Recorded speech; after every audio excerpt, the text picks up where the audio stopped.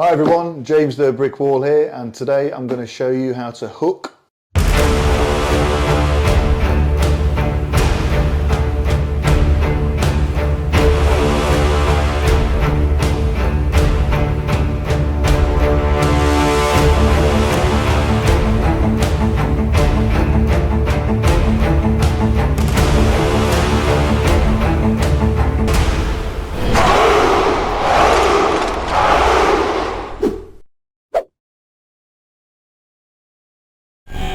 and with me I've got Paul Maiden, who I'm going to run through things with. Thank you. Hi guys. Hi James, how you doing? I'm good, mate. You? So you're going to teach me how to hook? I'm going to try. Well, come on then. So obviously I'm sure people know the basics. Just let's get to the nitty-gritty. Teach me how James Wall puts people to the pad. Okay, let's do it. Okay, so the first thing I always want is I want to be hand dominant. I want to feel the other person's hand as much as possible, but I want my knuckle, my main knuckle here, to be dominant, to be high as possible. But I want to feel every part of that of the opponent's hand as well. Can I just ask why you want that to be as high as possible? Because honestly, mate, I find that the rise is just so important with the setup of the match. It's not necessarily I'm using the riser when I'm hooking, but it basically it's worth the fight. It's basically because most top rollers that come in, they'll be putting the back pressure on, they'll be loading, and you've got to, if you've got a weak rise, then you're just going to feel pretty pathetic. Yeah. So it's basically getting the grip. You know, the setup so important as in any match. So you're taking the grip, and straight away most top rollers, if they're posting, will be doing this. So you can sort of fight with it. If you didn't have that at all, then you're just going to feel completely dominated. Yeah, I can actually feel that when you rise against me, but I also feel the dominance of where you're keeping your fingers. Yeah. So you can almost you know give me a false sense of security where you're going here, exactly, and then change your pressure. Yeah, exactly. And that's another thing you can do. You know, there's obviously different ways of setting up, but you can fake it. But anyway, let's not go into that yet.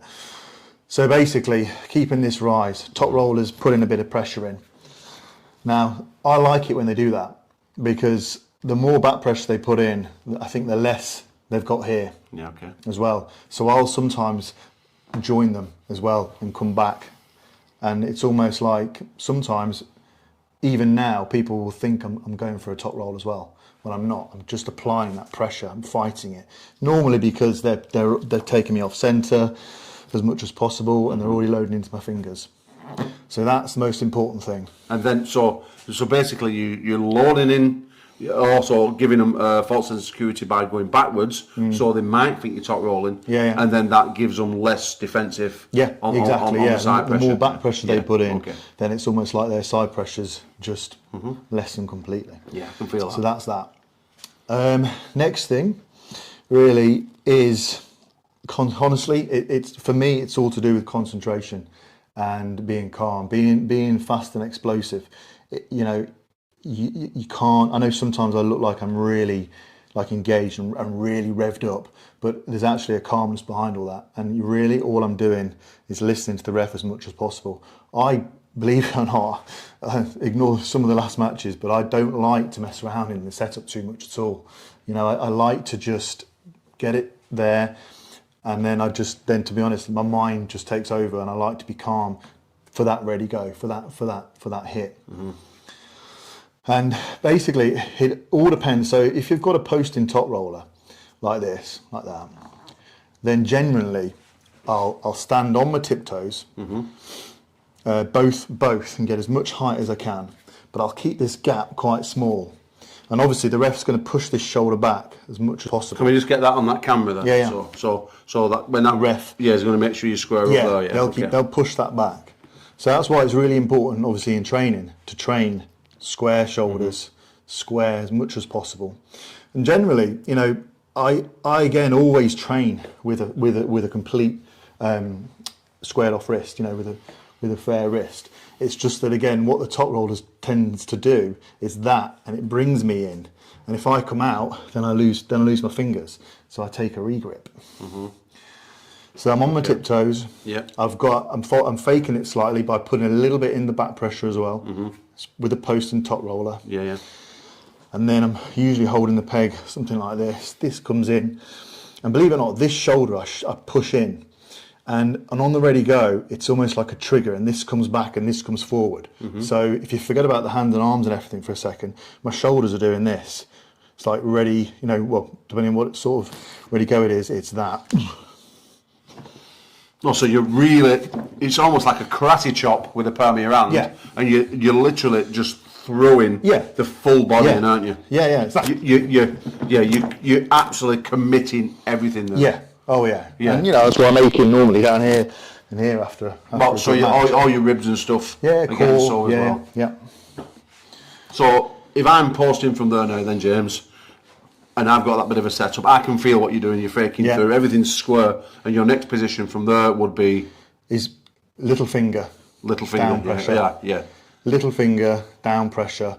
And in the back of your head, always remember to keep your hand strong. Now, I can't really describe that. Just always be aware, you know, so it's the cup and the rise as being so important. So you get I can actually feel a connection from here and here. Right, There's no weak spot between your hand, and I look at that diagonal there, so I don't know if we can click onto this camera, but I can see a diagonal from your lower finger all the way through there, and I can feel that connection, what you've got on me there. Yeah. Yeah, it does, it feels really good. Yeah. So I'm almost putting back, but I'm putting down as well. Yeah. So on the ready go, if everything feels good at that last millisecond, unless obviously they change the position of the hand, which I can talk about in a second, it really is a matter of aiming normally about here, and it's shooting down. There. I think we better slow that one down. So cupping in, down pressure, Yeah. back, using your lats and tricep. On the A side of the hip, you use way more tricep than bicep. The bicep for me really is B side. Right, okay. I'd say all A side hit is more tricep. Sorry to interrupt you, just something I felt through my arm then. When you was coming down, you were slowing the chopping down, are you actually dropping your wrist down like that? Yeah. Yeah, I can feel everything chop, okay.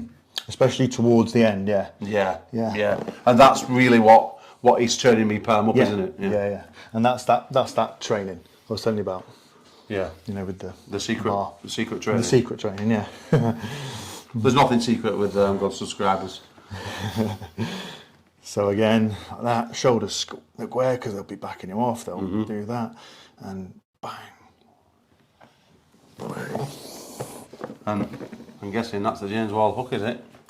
Yeah, I mean, you aim about here. So I don't know if the camera can see. You don't aim for this. You aim more here. But generally, you know, if you get a strong top roller, I'll end up over here, won't I? You'll see a lot of my matches. They'll go for here, but they're doing this. So if I can just contain my wrist and it's not bent back, then sometimes I'll pin somewhere here.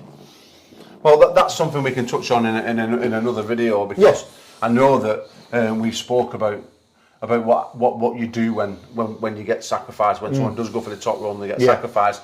But we can bring that, make that into another video for the viewers, James. So, and I'd just say that, you know, the rise, we think of that with being posting top rollers, but I can't emphasise how important it is for a hooker to have a strong rise as well. So work on your rise. Ladies and gentlemen, if you enjoyed this video, please head over to James Wall's Instagram, which is now available. Brick Wall. You can find him on the Armgods circuit. You can find him pretty much anywhere in the world. One of the world's best arm wrestlers.